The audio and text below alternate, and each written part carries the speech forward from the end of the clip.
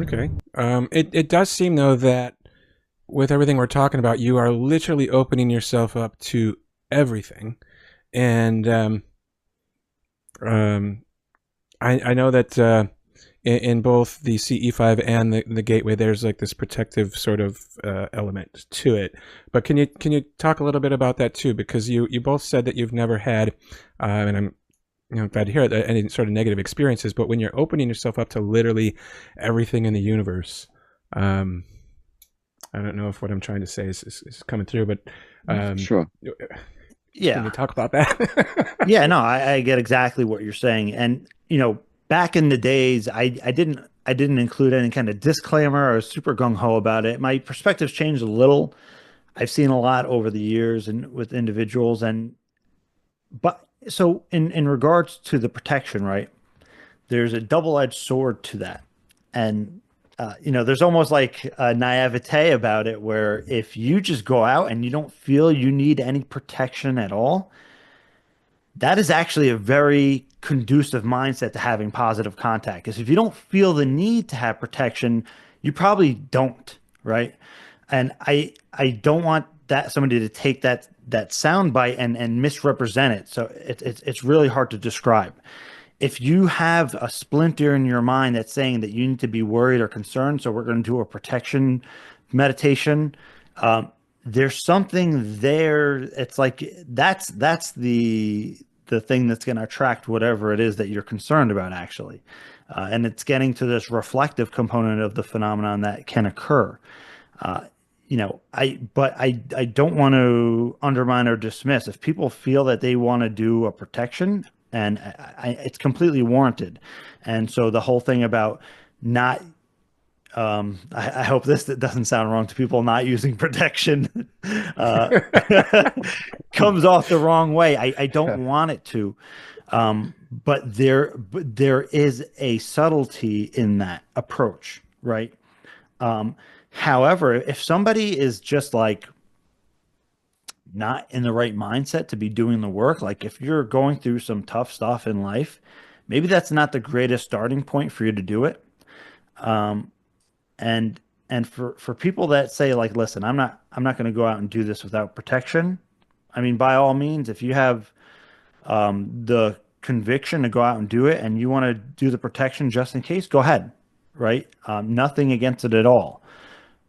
Um, but I do want to say it's that the kind of mindset where you feel like you don't need the protection is probably going to be most conducive for breaking down the barriers of what is going to be obstruct you and get in your way in the interaction and contact process. It's so there are subtleties to that conversation. I do think that there are such a variety of non-human intelligence that you could potentially encounter that uh, like you don't want to have a negative experience. So the biggest component to that isn't like, okay, I'm going to do a 20-minute protection meditation before I do a CE5 and that's my protection. No. If you're serious about this kind of like protection aspect, you're talking about a complete lifestyle, right? Like constantly positive thinking. If you're somebody who's prone to depression, you're already out of that protection mode. You can do all the protection meditations you want. If you have some kind of um, angle like that where you're prone to depression and stuff like that, um, that going out in the field and doing the work, it's not about that 20-minute protection meditation that you're doing. Maybe it does something, but it's more about your mindset and your lifestyle than doing like, I'm going to do a 20-minute protection. Uh, like, sure, maybe that can help, but if you're going to get to the root of everything, you're talking about like some deep stuff. You're talking about what my friend Exo Academian would call spiritual hygiene, right? Or is your thought process on check, right? Like, are you thinking positive thoughts like 99% of the day? Not like a wishy-washy kind of thing, but are you a positive person in general, right? And this kind of I don't want to deter people or sound over spiritual, but I'm talking fundamentally, and this is baked into the ancient contemplative systems for this reason, right? Um, the eight limbs of yoga, the Eightfold Path of Buddhism. Like these are built-in check and balances and protection systems. And Dr. Robert Gilbert, who is a vocal Rosicrucian, talked about Rudolf Steiner's six essential exercises, right? So these things are fundamental to, I mean, I would say life in general, but especially if you're going to do the gateway process and you're going to experiment with out of body experience and interactions with non-human intelligence. I don't know if I can curse on here, but you better have your shit together, Mm. more or less, right? Like I don't want to compare it overly to this, but like you don't want to give somebody who's like going through a bad part in their life and they're depressed or they're overly stressed. You don't want to give that person a psychedelic, right? Mm. Or I wouldn't even recommend that person get involved in like heavy meditation. Like before you even begin to do that kind of work, like you got to get yourself in order. That's kind of the way I would. So I think if when you're talking about protection, you're talking about like I'm going to do a protection meditation. That's almost superficial to the root of what we're talking about when we're talking about protection, which is like you have to have your constitution together if you're going to do out of body experience and spirituality or interactions with non-human intelligence. That's why all these spiritual systems have that check and balance of the eight limbs of yoga, the eightfold path, right? If you're, say, even you're psychic, right? Like you have a high psychic impression accuracy. If if you are also don't have your conscience right, like you have a guilty conscience or something, that's gonna mess with you, right? So there's there's a comprehensive approach to that, in short, I'll just say like if you think you're going to do a short protection meditation, that's a superficial approach to what the root of what we're actually talking about, which is to have your constitution together. Yeah, I mean, for me, I always kept it real simple. It's like I'm living in Brighton Beach, Brooklyn on the beach, right? So I'm taking the subway home late at night. Now, if I'm coming home from a club or Yeah, I'm yeah, coming yeah, home from the firehouse, I'm not sitting and praying or meditating before I get on the subway. I just don't. yeah, That's just me yeah, yeah, personally. yeah, And I'm not doing it yeah, on the subway either. And I'm not yeah, looking over my back every 2 seconds. That's just not me.